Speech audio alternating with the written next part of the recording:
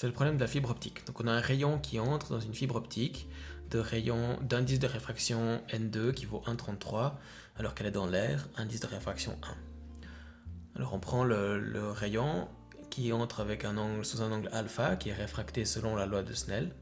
Donc on peut trouver l'angle bêta. Et ensuite il y a une autre réflexion quand le rayon atteint les bords de la paroi vers l'air. Aussi une réfraction qui est donnée par la loi de Snell. Donc on prend toujours la normale à la surface qui est cette fois verticale et on définit bien les angles gamma et delta par rapport à cette normale.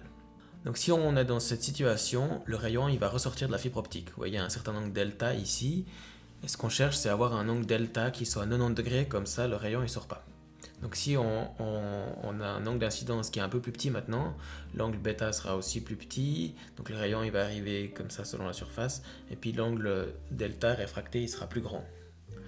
Donc là je suis en train de noter l'angle delta et justement je fais une faute, c'est que cet angle delta il n'est pas par rapport à l'horizontale ici, mais il est par rapport à la verticale, par rapport à la normale à la surface.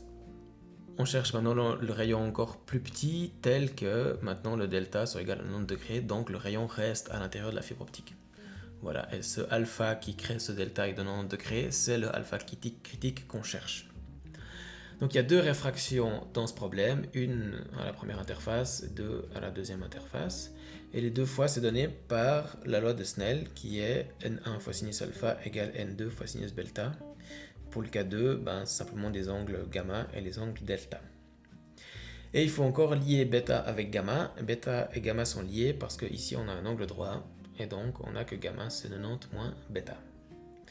Une fois qu'on sait ça, on sait tout. On n'a qu'à remplacer le delta par 90 degrés. On trouve le gamma. Par la loi de Snell, le gamma vaut 48,6. Donc, le bêta vaut 42,1. Et donc, l'alpha critique vaut 61,3.